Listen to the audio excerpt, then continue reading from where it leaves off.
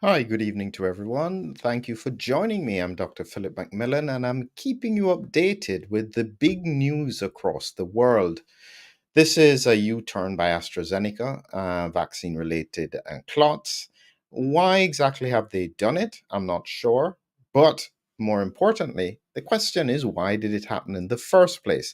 And what does it mean in terms of the science? Because what is the mechanism of these unusual blood clots that they're willing to compensate for? So, we're going to be covering today in this session the news story from channel about AstraZeneca admitting its COVID vaccine rare side effect. We're going to be covering vaccine induced immune thrombotic thrombocytopenia. That's the actual diagnosis, looking at what they're likely to limit the diagnosis to. And I'm, as usual, going to take you through some slides looking at the science around it. But as usual, before we start, the first thing to acknowledge is that yes, Humming Heroes is still number one, day number two. And believe me, we're facing stiff competition. So here we have on Amazon bestsellers today, you can see here Humming Heroes is still number one. But just behind us, number two, this was only about number 10 yesterday. They are now right on our tail. Deception by Rand Paul. And we are competing with the man himself. He's in number nine position, Anthony Fauci. So, for those who are supporting us, we do appreciate what you're doing. We've held the number one spot so far, and we will hope that we continue to do it. So, thank you very much. Links are below if you want to get the Kindle version, soft cover, and we are developing a system for the hardcover, which you register for. Additionally, coming up in a few days' time, we will be having our next advanced COVID 360, the autoimmune response. This is a big one for me. This is really the focus of the research that I've been looking at from early 2020. And I'm tying it into section four of this 360 course. So if you want to join the recording, please do so at the link below. So, getting straight back to why in the world did AstraZeneca decide to do this at this point? Interesting. So, what it is that the GB News highlights this AstraZeneca admitting its COVID vaccine causes a rare side effect in an astonishing U turn. And they're highlighting here, this was published on the 30th of the 4th, just today. The pharmaceutical giant is currently facing a class action lawsuit over claims its widely distributed COVID vaccine led to deaths and serious injuries. And remarkably, they have admitted for the first time that its COVID vaccine does cause the side effect. This sorry, just got distracted there. So this is important to try and see if one can understand why did they do it at this point. Because when you look back at the history, and you look at what was happening here, is that in this is another story from the Mail Online, and it was a $1 billion pound battle for COVID justice. And this was looking at 90 British families left bereaved, and they were fighting for compensation to avoid financial ruin. And they insisted that they were not anti vax. The reason why this was important is that at that time they were fighting, so AstraZeneca was pushing back on this. And they believed that the claim on some of the cases could be worth up to 20 millions in compensation, roughly 160 times more than the 120. So they were pushing back. And this was in May 2023. So this has been around for a while, but they did not accept liability at that point. And for some reason, they've decided to do it now. It's unclear what the reason is that changed their mind. But I'm here to look at the science because, as far as I'm concerned, is that even though this is acknowledged with AstraZeneca, the question is this related to the spike protein, wherever it comes from? That's really the question. Because if AstraZeneca can do it, does this also occur with the other types of vaccine. Certainly J&J, in terms of it seems to be a higher risk than the mRNAs. Here is exactly what it is. So this is from the American Society of Hematology, and they were looking here at vaccine-induced immune thrombotic thrombocytopenia. And say they updated that in 2022. And the key takeaways there is that in order for a diagnosis to be occurred, which is VITT, it must meet all five criteria. Okay, that's important. All five, not one, not three, not four. It must meet all five. One, they had to have a COVID vaccine, and they don't specify AstraZeneca, they just say any vaccine, 4 to 42 days prior to the symptom onset. It's interesting that they use the 42-day timeline. I understand that they anticipate that this is likely to occur within that time for a normal vaccine, but what about when it triggers autoimmunity? Any venous or arterial thrombus, usually cerebral in the brain, thrombocytopenia, which is a low platelet count, less than 150. This is important. Positive PF4, heparin-induced thrombocytopenic antibodies, and a markedly elevated D dimer, greater than 4 times the upper limit. And so those are the 5 criteria that I suspect that they're going to use. The reality is that from a legal point of view, what they will say is that if you are missing one of the criteria, you don't apply. That's where I think the problem is going to come. Now, let's look at a little bit more in terms of the symptoms around the vaccine induced thrombocytopenia. Severe headache, visual changes, abdominal pain, nausea and vomiting, back pain. So, quite a number of things that can occur. What you have to note is down at the bottom, where they have highlighted here, is that to date, VITT appears far more likely following AstraZeneca and Johnson than Moderna, Pfizer mRNA vaccines. So they have acknowledged that it does occur, but just not as frequently. So that's an important point to highlight.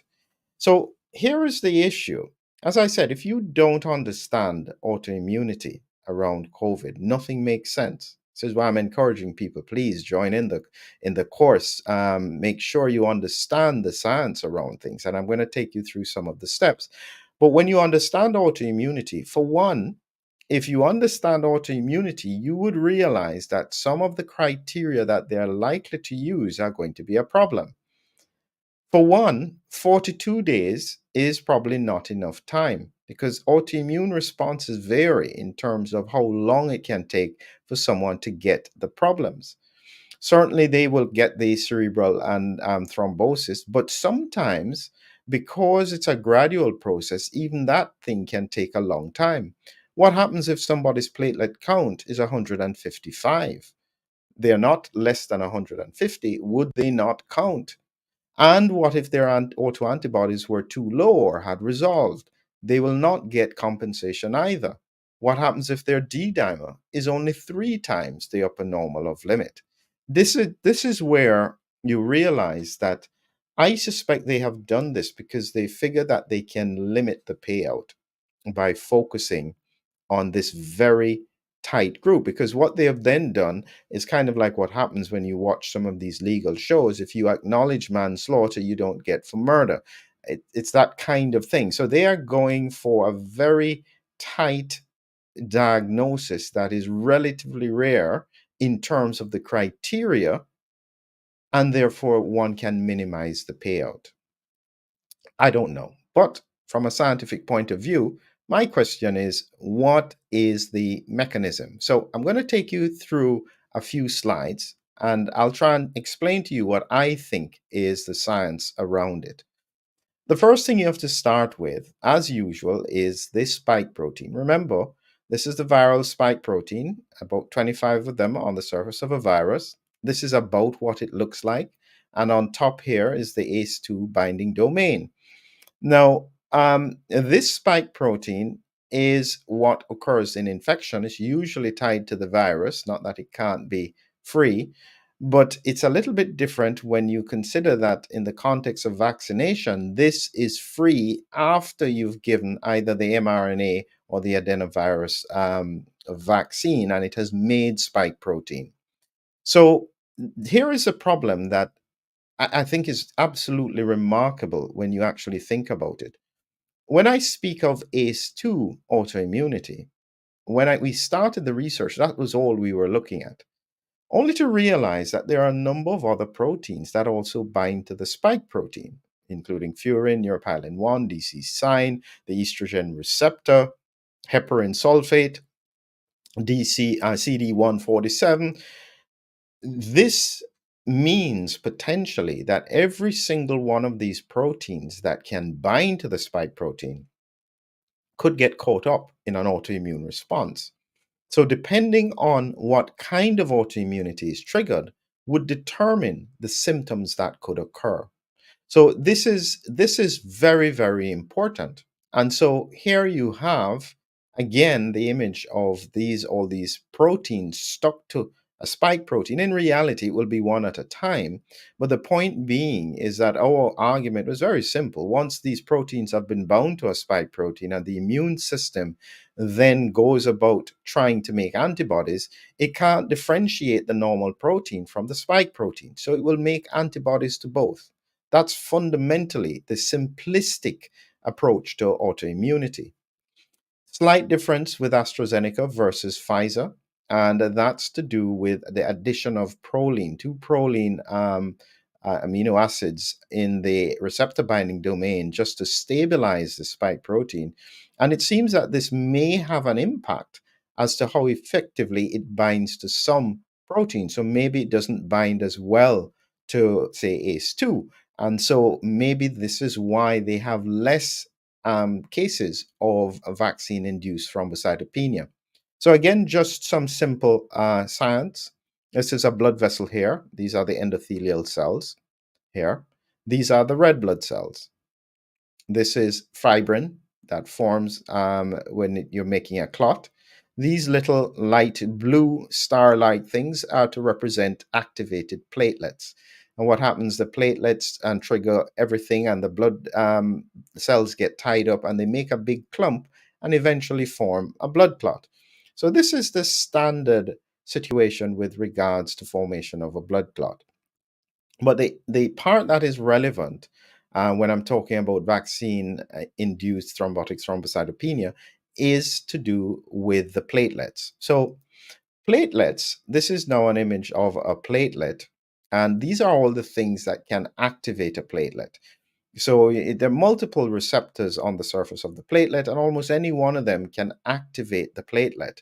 And when the platelet is activated, they're very tiny, they're much smaller than a blood vessel, a blood cell. They then release a number of granules into the circulation that either aid or impede the clot forming mechanism. One of these is a protein called heparan sulfate. And there's a reason why I'm taking you on this journey towards this. Now, here is two critical things. So, one of the molecules that is released is actually platelet factor 4. Platelet factor 4 binds to heparan sulfate, and it has an impact on the ability of the blood to clot, because at the time when the blood is trying to clot, it doesn't want anything that will block it from occurring. And so heparan sulfate, very similar to heparin, is acting to thin blood down. And so it makes this molecule when they bind together. Okay? Now, what then happens, because heparan sulfate itself can bind to the spike protein. Now, I've just put it here. It doesn't mean it's exactly on this location of the spike protein. But you can see what I'm doing here, that suddenly now, if you had circulating spike protein or even bits of the spike protein that can bind the heparan sulfate, you then have the platelet factor 4 bound to this as well. This is where the problem occurs. because now you have a situation where the immune system can then start to target this complex and make antibodies against it. Now, this complex can also bind to the surface of the platelets and make immune complexes on the surface of it. And then that autoantibody response, because once the antibodies are attached to the platelet, it triggers the immune system to target this platelet and destroy it. It's kind of like it's equivalent to actually going in the water around sharks and putting blood around you. It just stimulates the sharks and they will come after you, even if you are not the one bleeding. And so the antibodies do a similar job of making the immune system hungry to destroy anything that have antibodies on it. And it's this autoantibody process that not only destroys some platelets, but also triggers some to make clots. And this is why you end up with the situation of uh, thrombosis with thrombocytopenia. So if you look carefully at the name, it's vaccine-induced immune thrombotic, making clots, thrombocytopenia, low platelet count. And the two things together, so you can have bleeding and clots occurring at the same time. This is part of the reason why it is such a dangerous condition to occur and why it's taken so seriously. So the main takeaway from this is, one, I'm glad that they're acknowledging it. That's a good start. But I'm concerned that people keep on saying it's rare. What is rare is having all five criteria being put together. But it's not rare for somebody to have an event within 42 days or longer of being vaccinated. It's not rare necessarily for somebody to have a cerebral thrombosis that's far more frequent than it was. It's not rare to have some abnormalities here or even the combination. What is rare is going to be having all of these fitting the criteria. But every single one of these is technically a disease and can cause significant harm to the population.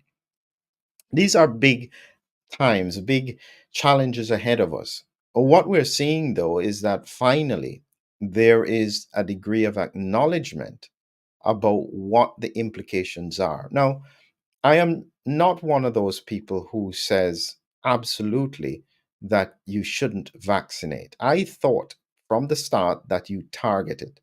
You target it to people who are high risk of severe disease and who have not had a prior infection. That was it. Now, if they had done that, even if you had some of these complications occurring, what you could find is that the benefit to the high risk outweighed the risk. That was fundamentally it. But the minute that it went political and financial, and they started to do this, even in the low risk cohort, I thought at the time it meant that their product had to be absolutely perfect. Because if a cohort didn't have a significant risk in the first place, and you have created a risk by giving them something for which they may not have needed, I can't help you there.